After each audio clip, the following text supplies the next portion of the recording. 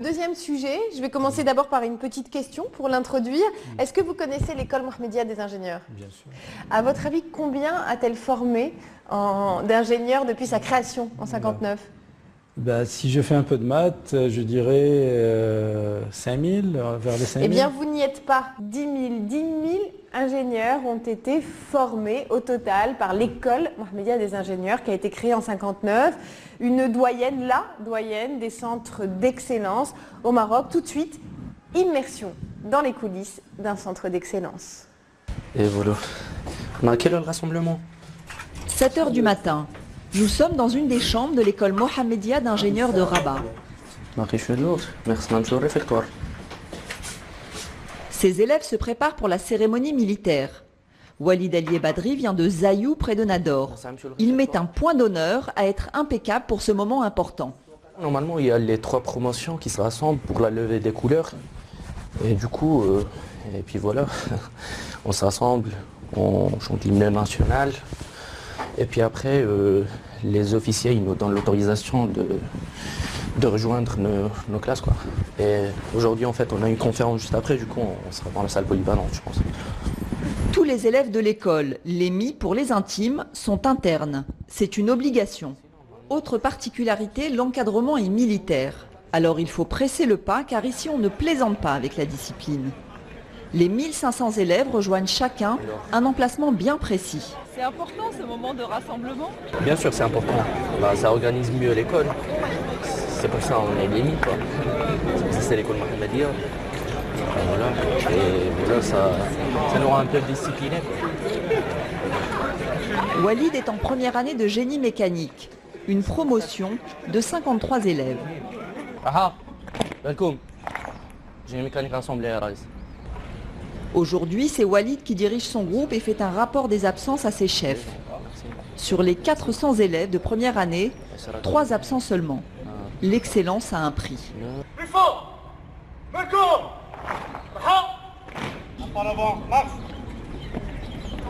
Lémi a calqué son modèle sur Polytechnique il y a près de 40 ans.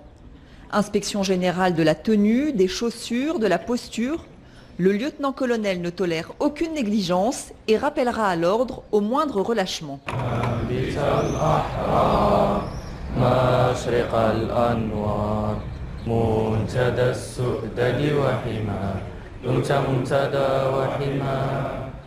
Honneur et sens de la patrie au programme. Tous les futurs ingénieurs deviendront officiers de réserve. Fin de la cérémonie militaire, c'est le retour à la vie civile. Hamid Mounir est un des 140 enseignants de cette école de référence. 7 ans qu'il accompagne au plus près ses élèves, sans compter ses heures. Voilà, alors maintenant nous sommes au département de génie mécanique. Le génie mécanique, un des 8 départements que compte l'école. Bonjour. Au programme aujourd'hui, cours de mécanique pour les premières années. Donc aujourd'hui, nous allons mettre en évidence ce que nous avons vu jusqu'à maintenant. Donc à travers bien sûr la conception du réducteur. Donc vous avez le cahier de charge et donc vous pouvez commencer bien sûr à faire votre conception. Les élèves apprennent à concevoir des outils et des pièces destinées aux industries automobiles et aéronautiques, des secteurs en pleine expansion au Maroc. Les marchés habituels ou bien les secteurs habituels dans lesquels ils travaillent, donc c'est l'OCP, l'OINE, bien sûr tous les constructeurs qui viennent de s'installer au niveau de la zone franche de Tanger ou bien la zone de Casablanca. Donc il y a beaucoup d'entreprises qui ont besoin bien sûr de concepteurs en génie mécanique. Donc ils évoluent bien dans les entreprises et c'est eux qui font la différence. Une offre de formation avec 9 filières, 95% de taux de réussite et plus de 33% de filles. Pourquoi vous avez choisi de faire génie mécanique? J'ai choisi la génie mécanique parce que je suis passionnée de tout le monde mécanique, surtout les moteurs, l'automobile. Donc je préfère de faire quelque chose que j'aime. Cours théoriques mais aussi pratiques. Avec ses élèves, Hamid Mounir a mis au point une voiture solaire capable de parcourir 60 km en autonomie. Le véhicule est arrivé 5e sur 15 lors d'une course internationale.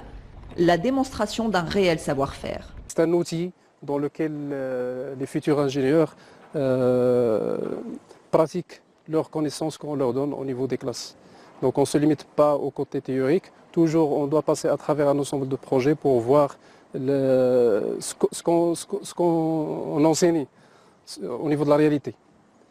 Et aussi, ça montre les capacités de nos ingénieurs à réaliser des choses qui sont à la hauteur. L'équipe devrait bientôt déposer un brevet pour une plateforme d'essai de véhicules solaires. Le solaire, c'est aussi le domaine de Zineb Kabran. Elle prépare une thèse en génie électrique. Zineb, pourquoi vous avez choisi de faire votre recherche à l'EMI? C'est parce qu'il y a un très bon encadrement ici.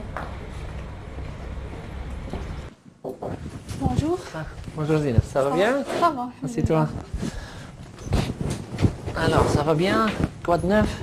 Donc là, on a le suivi en temps réel de la production solaire, des panneaux solaires qu'on a installés à l'extérieur. À l'EMI, les professeurs consacrent 50% de leur temps à encadrer les doctorants, 700 au total, sur des projets innovants et porteurs. Donc il y a eu beaucoup de financement au niveau des énergies renouvelables, ainsi de suite, avec l'IRISEN. Ça nous a encouragé à faire des projets qui sont actifs, de donner des bourses aux doctorants, d'assurer des publications de qualité. Oui. Comment vous financez, vous, votre recherche? Pendant 3 ans, j'ai une bourse de 1000 dirhams par mois et maintenant j'autofinance mes recherches. Changement de décor, nous voici dans les cuisines de l'école. خلاوي كلشي مزيان ها شحال وجدنا دابا هنا الكونتيتي دابا شحال تقريبا 40 بياس ici وباقي في الستوك تما ياك ها السيرفيس قرب يبدا عافاك. C'est le chef de cuisine. Avec mon collaboration, on prépare le menu chaque semaine. Le gérant surveille de près sa brigade de 40 personnes. Les équipes ont 2 heures pour préparer 1500 repas. Une quantité suffisante. Ici aussi, le rythme est presque militaire.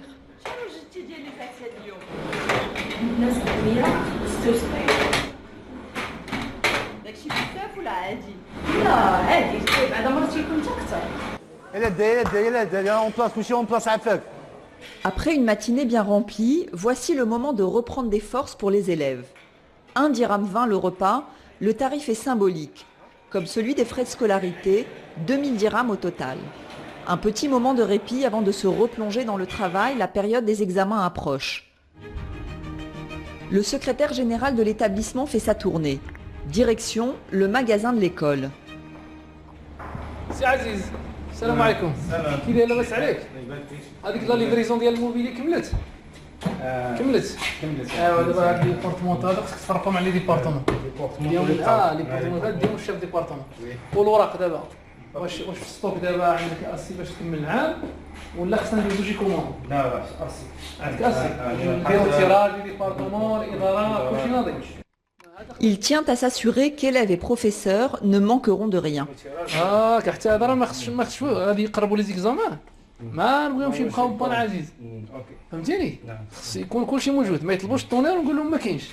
Ça représente quoi comme budget, le matériel, là, comme ça?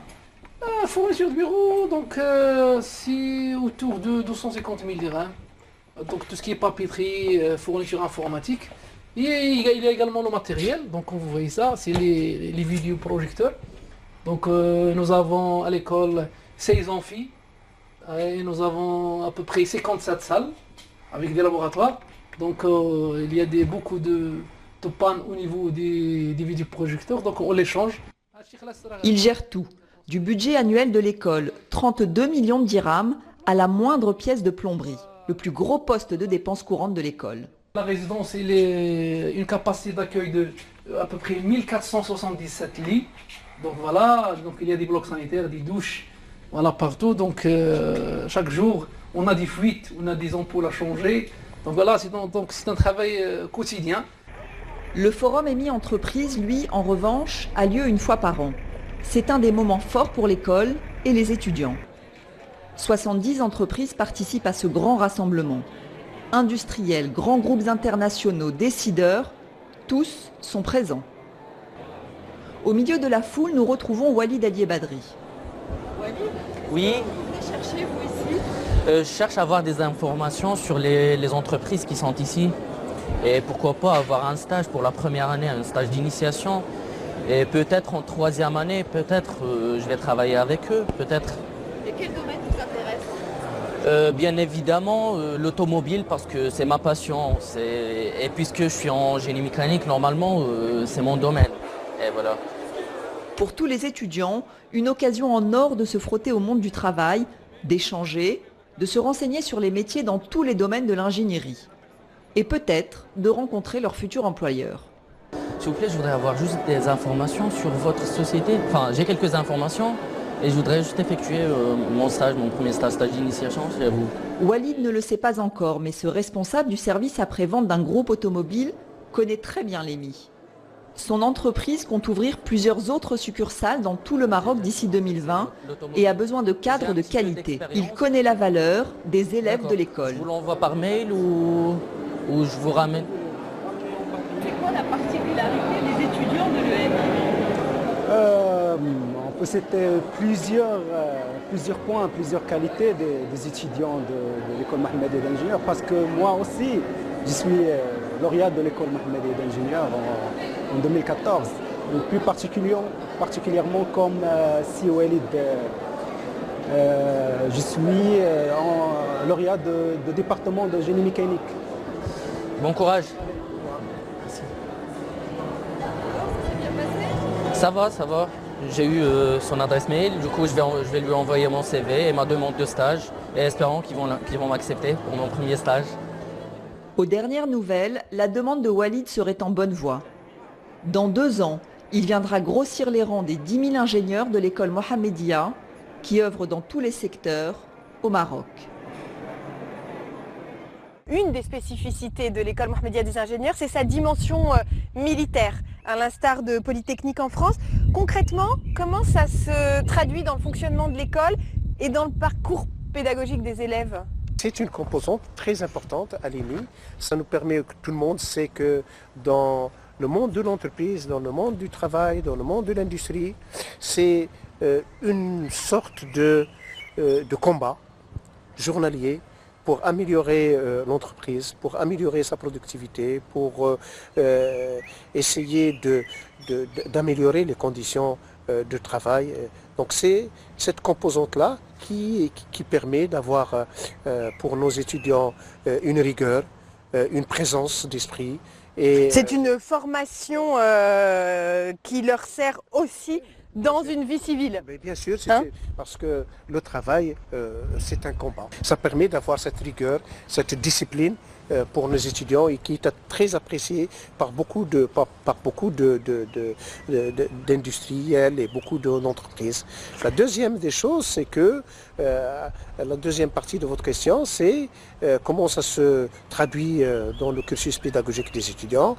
Il y a premièrement des stages qui sont à l'extérieur de l'EMI, qui sont dans les casernes à l'extérieur de l'EMI. Et puis il y a une formation qui est tout au long du parcours de l'étudiant ici à l'EMI, encadré par le détachement militaire ici à l'EMI. D'accord, c'est ce qui fait qu'ils sont officiers de réserve. Voilà, c'est ce qui fait qu'en fin de parcours, ils participent aussi, ce sont des officiers de réserve, ils participent aussi au serment devant Sa Majesté le Roi. Ça c'est la spécificité de l'EMI. L'EMI est donc la doyenne, la plus ancienne des écoles d'ingénieurs au Maroc. En quelques années, la compétition, la concurrence est devenue de plus en plus forte. On voit des grandes écoles tout aussi prestigieuses qui s'installent au Maroc, notamment Polytechnique centrale, pardon. Alors comment on maintient son rang face à la concurrence? L'EMI est une école qui a formé plus de 10 000 ingénieurs et il a donné énormément à l'industrie marocaine et à tous les secteurs d'activité d'ingénierie de notre pays. Et l'EMI, il s'est forgé sa réputation au fil des années. Donc ça, c'est un capital qui est déjà là. Capital de l'histoire, capital du passé. Concrètement, cette compétition, quand on sélectionne les candidats à partir du concours national, est-ce que les meilleurs d'entre eux continuent toujours à s'orienter à l'échelle nationale vers vos écoles? vers votre école? Alors concrètement, nous avons un concours national que l'EMI d'ailleurs a organisé en 2014. Ce concours-là, il permet aux étudiants de choisir eux-mêmes les écoles qu'ils jugent pour leur parcours intéressantes. Les meilleurs d'entre eux, qu'est-ce qu'ils choisissent? En général, nous, on va dire que la chose suivante. On parlera la réalité du discours, c'est que tous les étudiants de l'EMI sont dans un rang inférieur à 1100 étudiants, 1100 dans les rangs. Et il y a des départements à l'EMI où le rang est inférieur à 400. C'est-à-dire que c'est les 400 premiers qui vont... Les 400 premiers, et il y a des départements qui sont à 500, il y a des départements qui sont à 800. D'accord, ça dépend des filières. Ça dépend des filières, parce qu'on on inscrit les étudiants à l'EMI directement dans les filières. Voilà. D'accord. Est-ce que Et on peut dire qu'on est content de notre rang, on a amélioré notre situation, et certainement que... Pourquoi améliorer? Vous étiez en perte de vitesse un peu? Non, c'est-à-dire que, bon, on peut dire qu'il y avait une concurrence avec les écoles étrangères aussi qu'il faut savoir. Donc, Qui partent, les meilleurs au Maroc partent toujours à l'étranger? Oui, c'est ça. Il y a beaucoup d'étudiants qui vont partir à l'étranger. Après les concours, ils participent aussi au concours, notamment au concours français. Mais il faut dire que la mobilité des étudiants dans les grandes écoles et la double diplomation nous a permis vraiment de capter toujours une partie une bonne partie des étudiants ici à l'EMI. On a beaucoup parlé au Maroc des anciens des ponts et chaussées, des anciens des grandes écoles françaises qui participent aussi à créer des chaînes de solidarité. Il y a la même chose au sein de l'EMI? Moi je ne ferai pas la comparaison comme ça. Pourquoi? Parce qu'elle n'est pas en votre faveur? Non, c'est pas qu'elle n'est pas en notre faveur, non. C'est pas ça. Le problème de la comparaison, c'est-à-dire qu'il y a des clubs, il y a des associations qui vont aider une école. Moi, je ne vois pas les gens de l'école des ponts en train d'aider l'école des ponts. Par contre, nous, c'est une association qui va aider une école nationale qui est en train de former des ingénieurs. Il y a une différence même de situation et de l'existence et de l'objectif des associations. Non, mais elles créent ces associations, elles participent aussi, les anciens très souvent participent à accentuer l'insertion professionnelle, pas forcément de la cooptation, de la solidarité, enfin tout dépend le terme. L'objectif principal, c'est d'aider l'école, de faire aussi un réseau de connaissances entre les gens pour travailler sur des projets qui sont actuels, et puis aussi de mettre un point d'insertion pour les étudiants, de discussion pour les lauréats. Eh bien, merci Monsieur Abidi d'abord de nous avoir ouvert les portes en toute transparence.